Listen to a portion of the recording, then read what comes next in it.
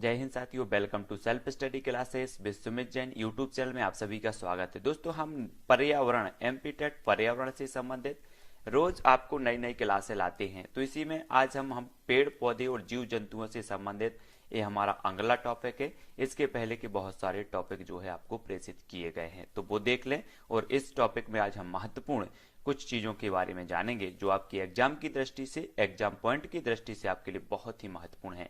मानव खोपड़ी में कुल कितनी अस्थियां होती हैं? तो 29 होती हैं। याद रख लेना। मानव शरीर की सबसे छोटी अंतःस्रावी ग्रंथि कौन सी है? तो पीयूष ग्रंथि है ना।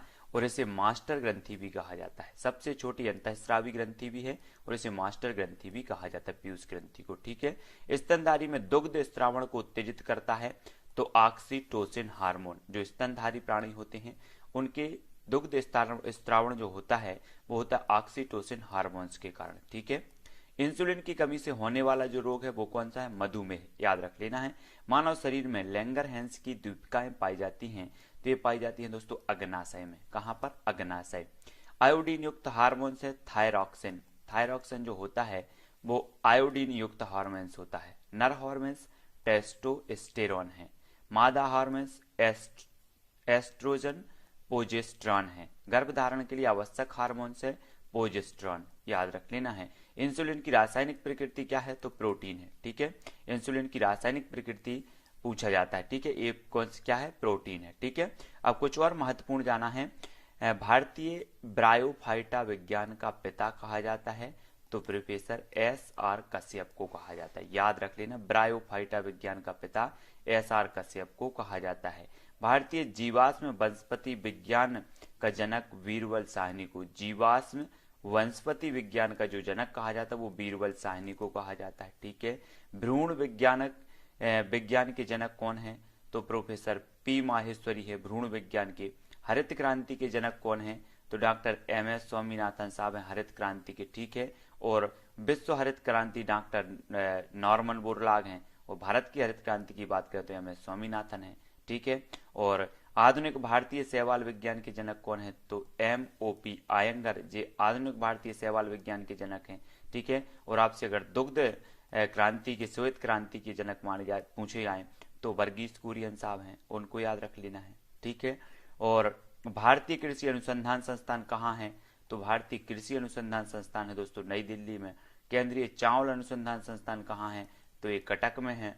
केंद्रीय पादप अनुसंधान संस्थान कहाँ है? लखनऊ में है। केंद्रीय खाद्य प्रौद्योगिकी अनुसंधान संस्थान कहाँ है? तो ये मैसूर में है। केंद्रीय औषधि अनुसंधान संस्थान कहाँ पर है? तो ये लखनऊ में है।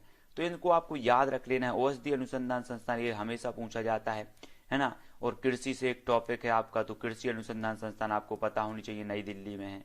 केंद्रीय चावल अनुसंधान एक कटक में है। ठीक है। केंद्रीय पादप अनुसंधान केंद्र उड़ीसा में है, लखनऊ में। और लखनऊ में औषधि अनुसंधान संस्थान भी है।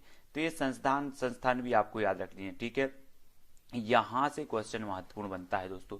अब आपको पता होना चाहिए कि कौन जड़ है और कौन तना है। ठीक है। यहां पर जैसे कुंभी रूप, ये सलजम और चुकंदर जो होते हैं ये कुंभी रोग होते हैं, लेकिन यहाँ क्या माना जाएगा?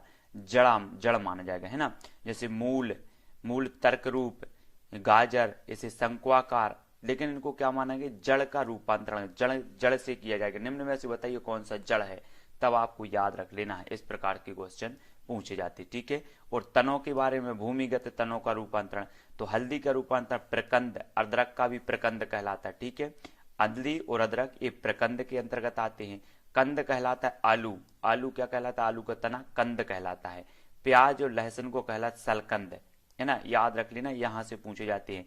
जमीकंद और अरबी के कहलाते घनकंद। ठीक है। तो प्याज और लहसुन के सलक कंद। ठीक है। आलू का कंद और हल्दी अदरक का प्रकंद, ये चीज याद रख लेनी है। तो ये क्या है? तना है। हल्दी अदरक तना, आलू ये प्याज, ये तना है। ठीक है। और ये जड़ है। तो याद रख लेना जड़ कौन सी है और तना कौन सी है। ठीक है। ये चीज आपको याद रखनी है, हमेशा पूछे जाते हैं। अगला देख लेते हैं। अगला कुछ महत्वपूर्ण और फैक्ट हैं। कुछ फलों के खाने योग्य भाग देखो। पपीता, आम, इसके मध्य फल भित्ति होती है खाने योग्य, ये चीज याद रखनी है। सेव नाशपाती की पुष्पासन होती है।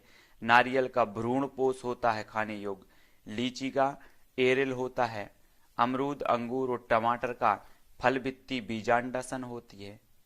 है ना। नारंगी ये जूसी हेयर है। चना मूंगफली की बीज पत्र एवं भ्रूण होते हैं, है ना, खाने योग्य। तो ये चीज आपको याद रखनी है। एसिटिक अम्ल, देखो अम्ल एवं उनके स्रोत। तो एसिटिक अम्ल का स्रोत क्या है? सिरका। फार्मिक अम्ल का स्रोत है लाल चींटियों के डंक या बिच्छू के डंक, है ना। पूछा जाता है बिच्छू के डंक में कौन सा अम्ल पाया जाता है या लाल चींटियों के डंक में कौन सा अम्ल पाया जाता है, तो इनमें पाया जाता है फार्मिक अम्ल, याद रख लेना है, ठीक है। साइट्रिक अम्ल, तो नींबू कुल के सिट्रस फल जैसे संतरा, नींबू, इनमें पाया जाता है साइट्रिक अम्ल, ठीक है, याद रखो। दही में लैक्टिक अम्ल, पालक में ऑक्सेलिक अम्ल, आंवले और सिट्रस फल एस्कार्बिक अम्ल पाया जाता है ना। विटामिन सी का स्रोत माना जाता है आंवला, बहुत सख्त है ना। सेव में पाया जाता है मैलिक अम्ल और टार्टेरिक अम्ल इमली, अंगूर, कच्चे आम, इनमें पाया जाता है टार्टेरिक अम्ल। तो ये जो अम्ल हैं कौन से क्या में क्या पाया जाता है, ये चीज आपको अच्छे से याद होनी चाहिए, यहां से भी आपका क्वेश्चन बन सकता है। स्वस्थ मनुष्य शरीर का तापमान होता है 98.6 फ़ारेनहाइट, है ना। और डॉक्टरी थर्मामीटर से हम ताप माप सकते हैं तो 35 अंश सेंटीग्रेड से 42 अंश सेंटीग्रेड। प्रयोगशाला थर्मामीटर का परिसर है 10 अंश सेंटीग्रेड से 110 अंश सेंटीग्रेड थर्मामीटर का परिसर। मछली एवं जलु जंतु उत्सर्जित करते हैं तो क्या करते हैं? अमोनिया उत्सर्जित करती हैं। पक्षी, छिपकली, सर्प जैसे कुछ जंतु अपने शरीर से अपशिष्ट पदार्थों का उत्सर्जन करती हैं, यूरिक अम्ल कहा जाता है उसे। मानव द्वारा उत्सर्जित अपशिष्ट पदार्थ यूरिया, है ना। प्रमुख तत्व वर्णक तथा उनसे उत्पन्न प्रभाव, यहां पर देखो तो ये तत्व है वर्णक, जो इनके प्रभाव देखो। मिर्च की तीक्ष्णता काय के कारण होती है? कैप्सेसिन, कैप्सेसिन के कारण होता है मिर्च की तीक्ष्ण। टमाटर का लाल रंग जो होता है वो लाइकोपीन के कारण होता है। गाजर में लाल नारंगी होता है वो कैरोटीन, है ना। हम कहते हैं ना, एक क्वेश्चन बनता है निम्न में से बताइए किस में कैरोटीन पाया जाता है, तब आपका उत्तर होगा गाजर में, ठीक है। सेव के फल में लाली होती है एंथोसाइनिन, एंथोसाइनिन के द्वारा। हल्दी में पीला रंग होता है जेंथोफिल, है ना। पपीते में पीला रंग कैरिका जेंथेन। करेले में कड़वाहट जो मेमोरडी कोसाइड, है ना। खीरे में कड़वाहट तो कोकोरबिटेशन। प्याज में गंध तो एलाइल प्रोपाइल, है ना। डाइसल्फाइड एलाइसिन, लहसुन में गंध इसके कारण होती है। तो यहां से अगर कोई क्वेश्चन पूछा जाए तो ये बिल्कुल सिलेबस के बाहर नहीं माना जाएगा, ये आपका बिल्कुल पेड़ पौधे वृक्ष से संबंधित ये माने जाएंगे, ठीक है। तो ये चीज आप सभी को याद रखनी है। अगला देख लेते हैं और भी महत्वपूर्ण जो बिंदु हैं आपके उनके बारे में, ठीक है ना। तो दोस्तों यहाँ पर हमें देखना मापक यंत्र एवं उनके प्रयोग। देखो वायुदाब मापक यंत्र उसे क्या कहा जाता है? बैरोमीटर। द्रवों का अपेक्षित घनत्व हाइड्रोमीटर। उच्च तापमान पाइरोमीटर। आर्द्रता हाइग्रोमीटर, है ना। दूध की शुद्धता लैक्टोमीटर। भूकंप की तीव्रता सीस्मोग्राफ। और रक्तचाप मापन तो स्फिग्मोमेनोमीटर, है ना। तो ये जो है वायुदाब मापने मापक जो यंत्र है उनको भी आपको याद रख लेना है, ठीक है। रेडियो समस्थानिक व उनके निदान सूचक उपयोग। तो रेडियो फास्फोरस तो ये ल्यूकीमिया कैंसर निदान सूचक उपयोग है इसका, है ना। कोबाल्ट 60 ये ल्यूकीमिया कैंसर निदान सूचक उपयोग है।